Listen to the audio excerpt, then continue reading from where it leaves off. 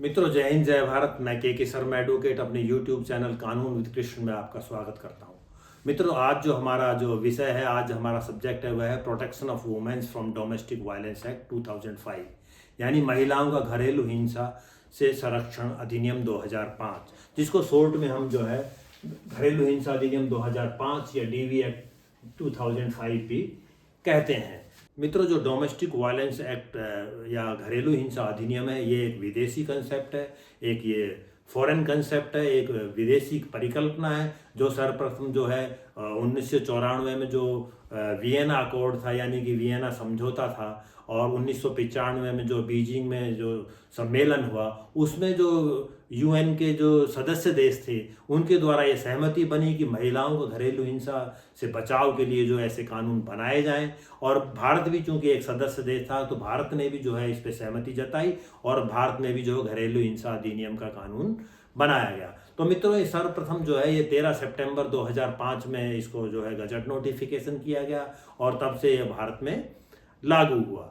लेकिन जो DV act था, जो घरेलू हिंसा अधिनियम था, इसको लागू होने के साथ ही कई विदेशी कंसेप्ट जो थे, जो फॉरेन के जो कंसेप्ट थे, वो भी भारत में आए। जैसे कि लिव इन रिलेशन था, relation in the nature of marriage, यानी कि विवाह के जैसे संबंध, लिव इन रिलेशन के संबंध, जो कि हमारे समाज में प्रचलित नहीं थे और आज भी जो है भारत समाज में इसको अच्छी नज़रों से नहीं देखा जाता है और इसको आज तक जो है भारत अडॉप्ट नहीं कर पाया है। कानूनी मान्यता उसको जो है डीवी एक्ट में दी गई, वो अलग बात है, लेकिन समाज में आज भी उसको अच्छी नज़रों से नहीं देखा जाता है, जैसा कि अन्य देशों में इसको मान्यता प्राप्त है। तो मित्रों, यहाँ मैं ये भी बताना चाहूँगा कि ये जो डीवी एक्ट का कंसेप्ट है, ये रिट्रोस्पेक्टिव इफेक्ट, यानी कि पीछे की डेट से जो है प्रभावी हुआ। यानी कि इसका जो गजट नोटिफिकेशन 13 सितंबर 2005 में हुआ, लेकिन उससे पहले यदि कोई घटना घरेलू हिंसा की हुई है, कोई डोमेस्टिक वायलेंस की हुई है, तो जो उसकी पीड़ित है, जो उसकी व्यथिता है, जो एग्रीव्ड है, वो जो है इस एक्ट के लागू होने के बाद जो है अपना कार्रवाई जो डीवी एक्ट के तहत कर सकती थी, यानी कि पीछे की समय से प्रभावी माना गया और लागू भी हुआ। तो मित्रों, कई मेरे मित्र जो पूछते हैं कि क्या सास भी बहू के खिलाफ जो है घरेलू हिंसा का केस दर्ज करा सकती है, शिकायत कर सकती है, परिवाद ला सकती है, क्या महिला भी महिला के खिलाफ जो है घरेलू हिंसा के तहत कार्रवाई कर सकती है या इसके तहत जो प्रोटेक्शन प्राप्त कर सकती है। तो इन सब जो है लिव इन रिलेशन क्या है, relation in the nature of marriage क्या है, ये शादी से किस तरह भिन्न है, तो इन सब बातों को जो है उठाया जाता है। तो इन सब बातों को समझने के लिए मित्रों मैं बताना चाहूँगा कि घरेलू हिंसा अधिनियम में मुख्य रूप से 4 परिभाषाएं हैं।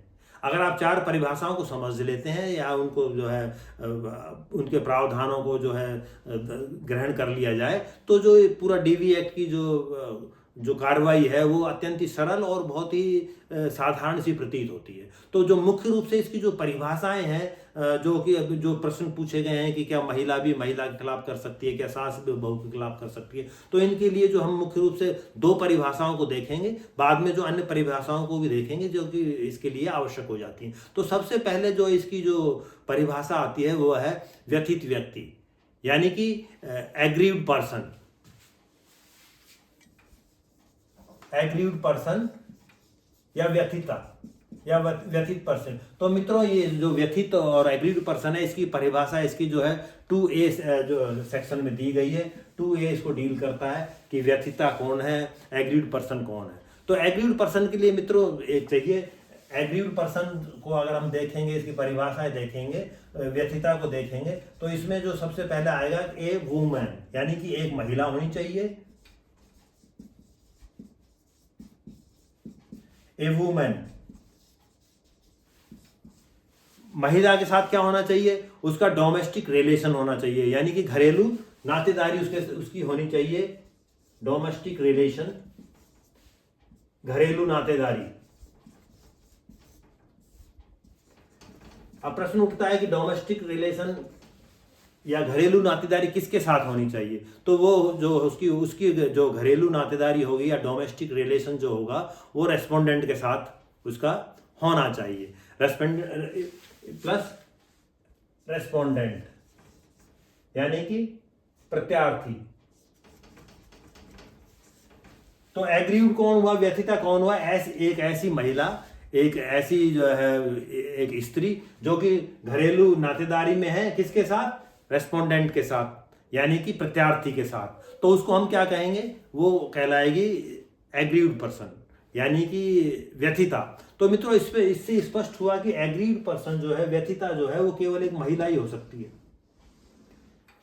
डोमेस्टिक वायलेंस एक्ट के तहत परिभाषा के अनुसार जो उसकी जो परिभाषा दी गई है एग्रीड की, व्यथिता की, व्यथित व्यक्ति की, एग्रीड पर्सन की, तो वो एक महिला ही हो सकती है। ऐसी महिला जिसका घरेलू नातेदारी में हो प्रत्यार्थी के साथ, उसको व्यथिता कहेंगे। यानी कि उसके अंदर जो कार्रवाई कर सकती है, जो प्रार्थना पत्र दे सकती है, वो केवल एक महिला ही दे सकती है। मित्रों, अब इसके बाद आता है एक रेस्पोंडेंट यानी कि प्रत्यार्थी कौन है। तो ये जो है 2Q में डिफाइन किया गया है, प्रत्यार्थी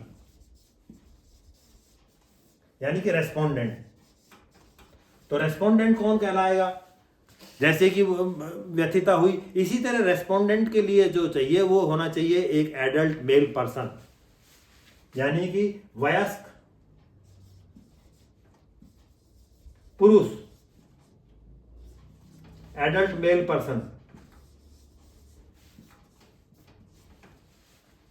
एडल्ट मेल पर्सन होना चाहिए, डोमेस्टिक रिलेशन होना चाहिए, घरेलू नातेदारी हो। घरेलू नातेदारी किसके साथ हो, एग्रीड पर्सन के साथ हो, यानी व्यथिता के साथ उसकी हो।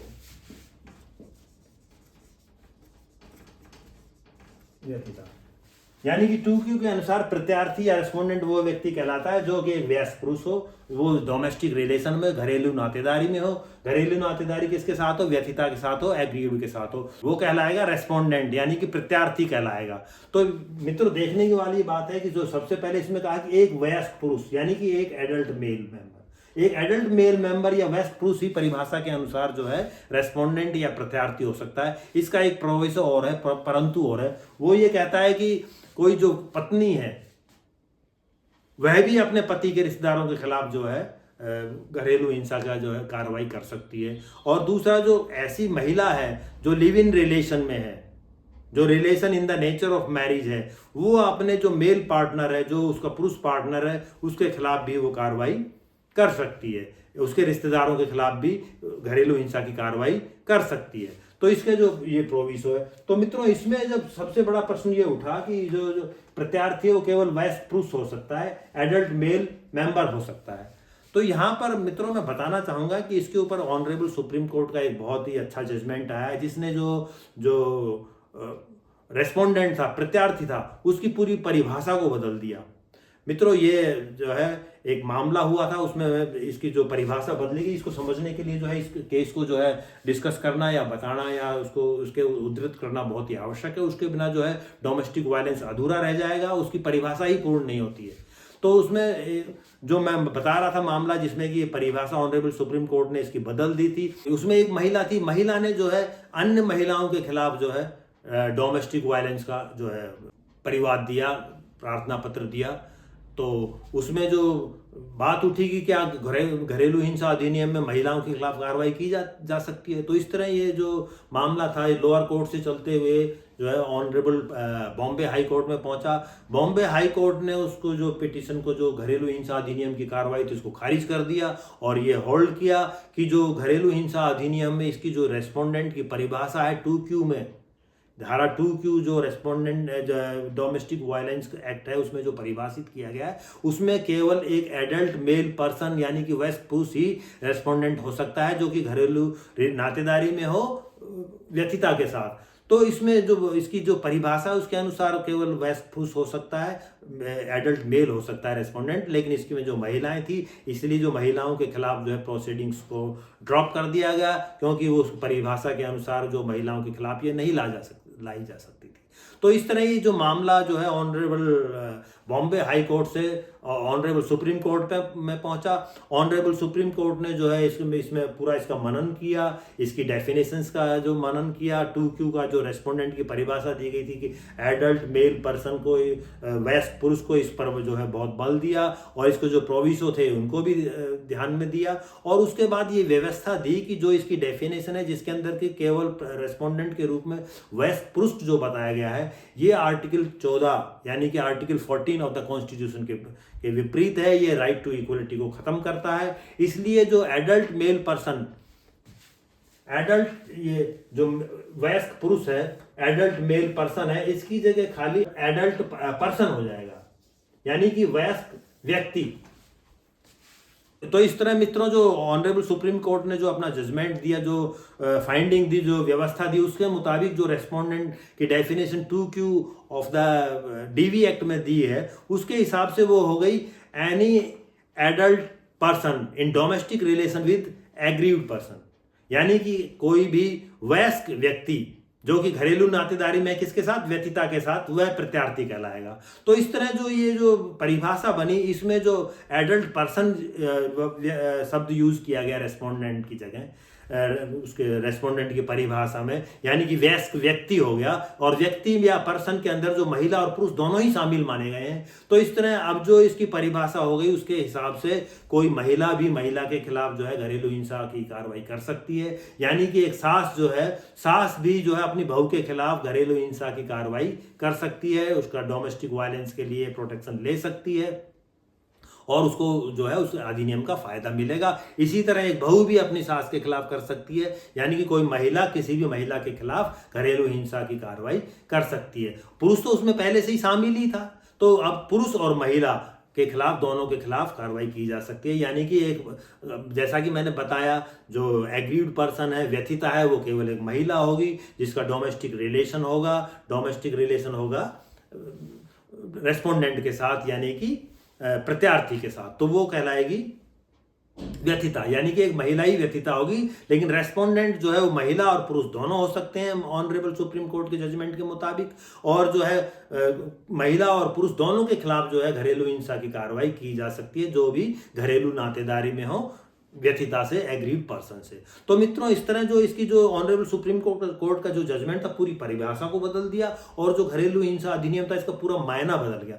तो मित्रों मैं बताना चाहूंगा कि ऑनरेबल सुप्रीम कोर्ट का जो जजमेंट था, जिसने की पूरी परिभाषा को जो है इसको बदल दिया, डीवी एक्ट के पूरे मायने बदल दिए, उस केस का नाम था हिरल पी हरसोरा आदि बनाम कुसुम नरोत्तम हरसोरा आदि, जो कि ऑनरेबल सुप्रीम कोर्ट का जजमेंट था, और इसके हिसाब से पूरी परिभाषा को बदल दिया गया, जिससे जो है अब किसी भी पुरुष व महिला के विरुद्ध कार्रवाई की जा सकती है। इस जजमेंट से पहले महिलाओं के द्वारा केवल पुरुष जो सदस्य होते थे, पुरुष व्यक्ति जो होते थे, उनके खिलाफ घरेलू हिंसा की कार्रवाई की जा सकती थी, लेकिन अब जो है पुरुष और महिला दोनों के खिलाफ की जा सकती है, जैसी व्यवस्था ऑनरेबल सुप्रीम कोर्ट ने अपने जजमेंट में दी है, और जो इसकी पूरी परिभाषा को बदल दिया है। यहाँ मित्रों ये भी बताना चाहूंगा कि जो आपकी जो किताब है, जो पुस्तक है, जिसमें जो डेफिनेशन दी गई है 2Q में, जो रेस्पोंडेंट की, प्रत्यार्थी की, वो उसमें आज भी एडल्ट मेल पर्सन यानी कि वयस्क पुरुष लिखा हुआ है, क्योंकि पार्लियामेंट द्वारा अभी इसको जो है सुधार नहीं किया गया है, या ऐसा कानून में बदलाव नहीं किया गया है।